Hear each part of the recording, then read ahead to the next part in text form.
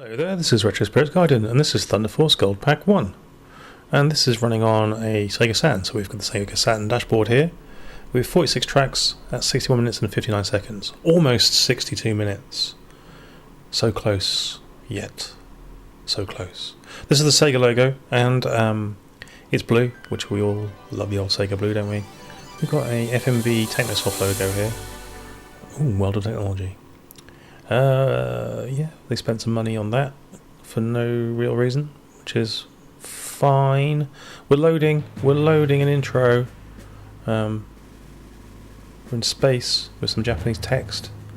We've got a blue cockpitted spaceship docked in space dock. It's made out of a horseshoe and a box. That's design. Ooh, we've got a schematic of the Orn system here, showing all the planets which you're going to go and blow up crap on. Ah, there he is, old Godzilla with his massive red belly button for you to shoot him in the navel. He doesn't like it in the navel. We've got some spaceships here, pointy spaceships, a bit like Star Destroyers. And we've got some space pipes. Why not? Ooh, they're rockets. None of this stuff is actually textured, is it? And why do they bother with this FMV stuff, eh? Why?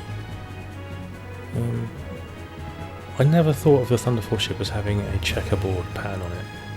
But here it is, in an FMV with a checkerboard pattern on it. In a green, very boring green environment.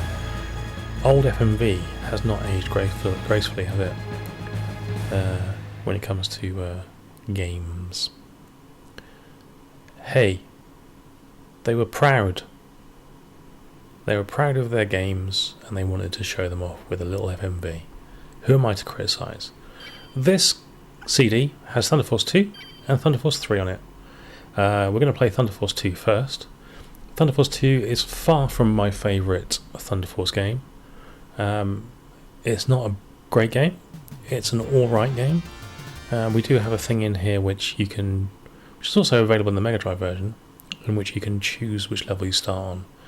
And the first stage, although it looks kind of nice, is a pain in the arse. And so I want to avoid playing the first stage. It's sort of a maze thing. I don't like it. This was converted from a Japanese computer of some description, which was very powerful. I can't remember the name of it. Was it a Sharp or something or other? So the Mega Drive version is inferior to that one. But back in the day, when I first saw the Mega Drive running in a game shop, this was one of the games it had on it. And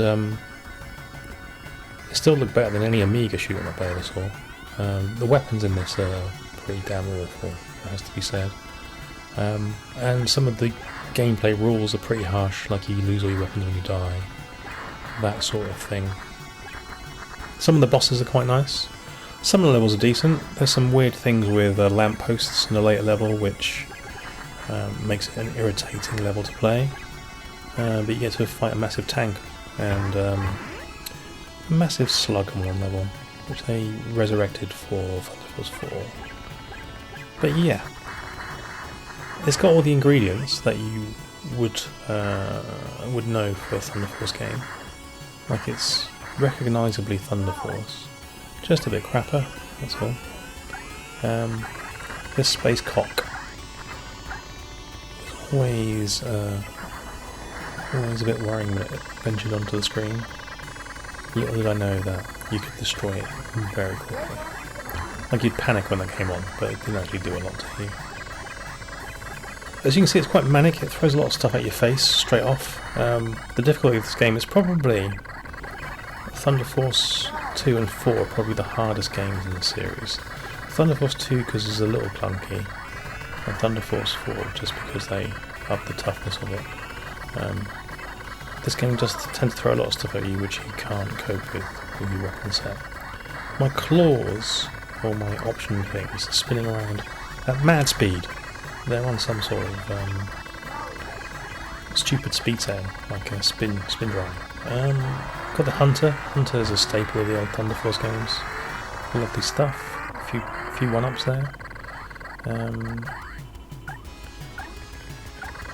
Yeah, it's a very similar weapon set to it. If you've played any of the Thunder Force games, weapon set should be fairly familiar to you. Like I lost all my weapons there. Look, not just the one I had equipped. I died.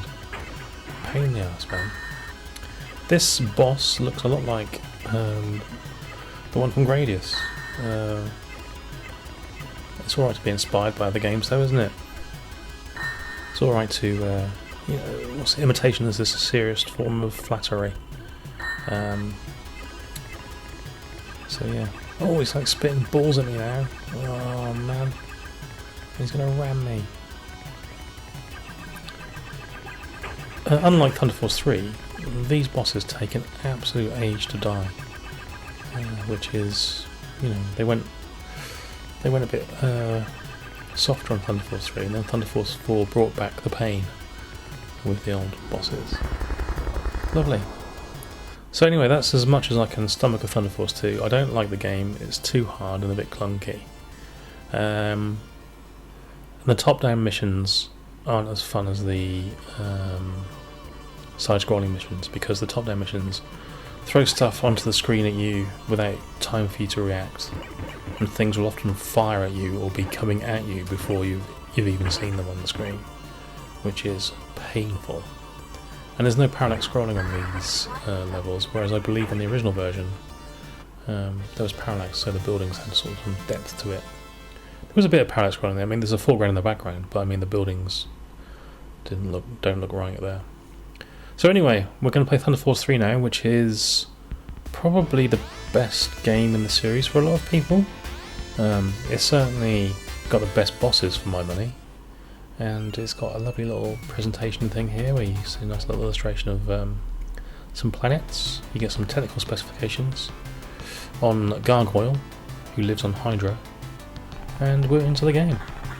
And immediately we've got a nicer looking spaceship, and we've got nicer looking claws, and we've got more detailed backgrounds.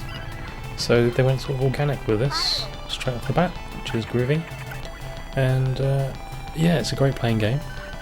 The Mega Drive version is awesome, and the Saturn version is almost the same, apart from one aspect, which is that the music is CD generated, so it will stop halfway through what you perceive to be a song to start the CD track again. There's a slight pause, which is a bit weird. Now this compilation is fairly bare bones. You get these two games, you get some you get sort of a crappy front cover, you get a couple of illustrations in the book, and you get a price tag of about 100 quid. So if you were to buy these games on cartridge for the Mega Drive, you'd be paying half that price, sort of 50 to 60 quid, because they're not expensive games.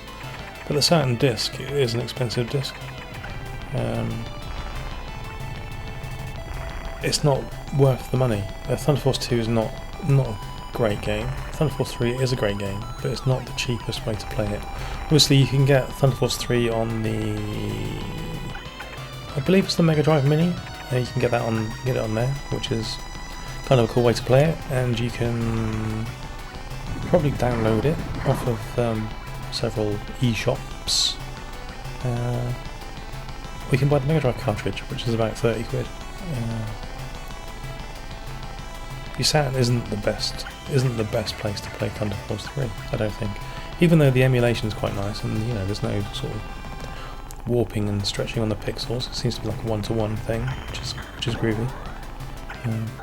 The sound is a bit, when it cuts out, it's a bit annoying. I always love this boss.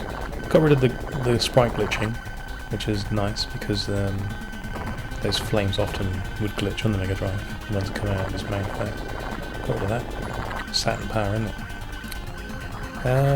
But yeah, a great game, and an expensive disc.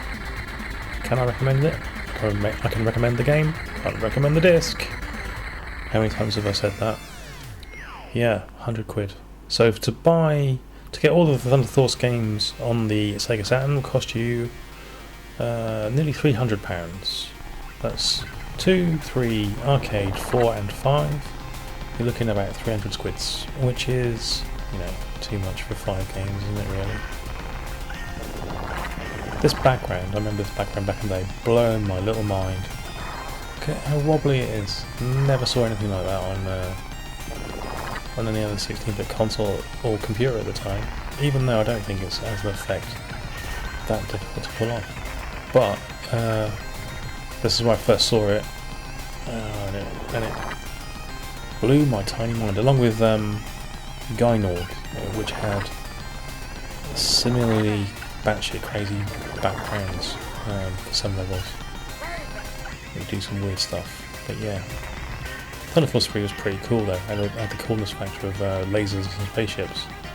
Gynorg had the old gross thing going on with like zombies and creatures made up of bits with their hearts exposed, and fetuses that would throw eggs at you. So, you know, takes your pick. I don't know what is the best shooter on the Mega Drive for me. I don't think it's this. The one thing about THUNDERFORCE 3 I will say is that if you're not great at shooting games, this is a pretty easy one to get through on one credit.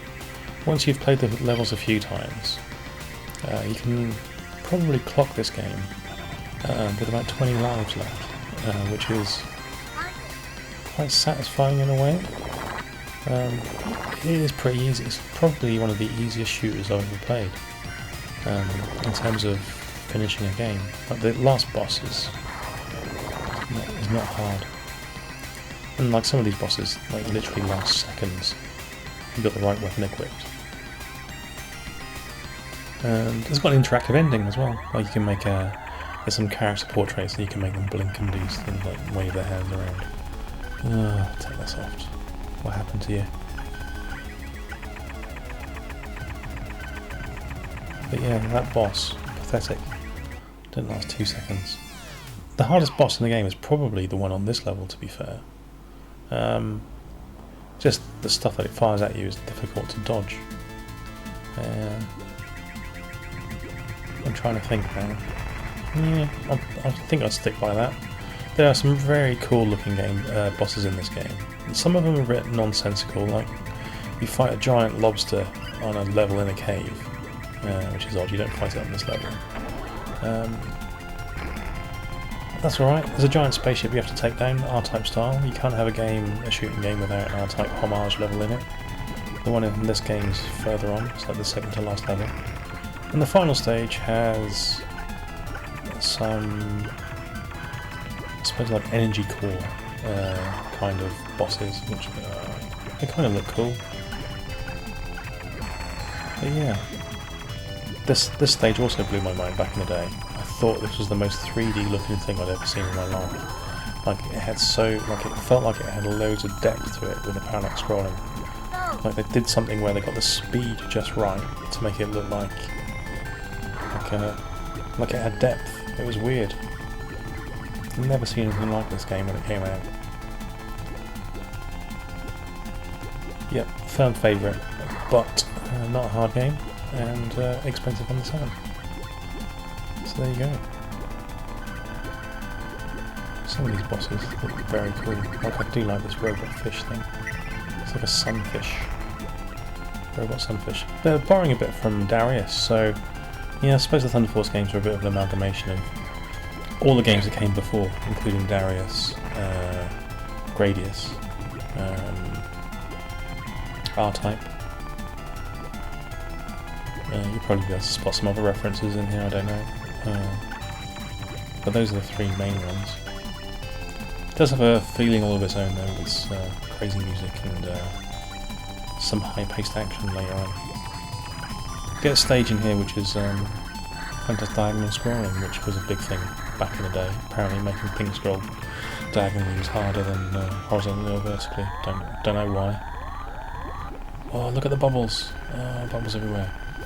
Yeah, this boss is one of the worst looking bosses, but one of the biggest pains in the arse to beat without dying. I mean, oh, there we go, you got me. Alright then, great game. Expensive disc on the Saturn. And it's up to you.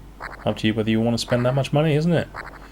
So, with that, I bid you farewell. Ta-ra.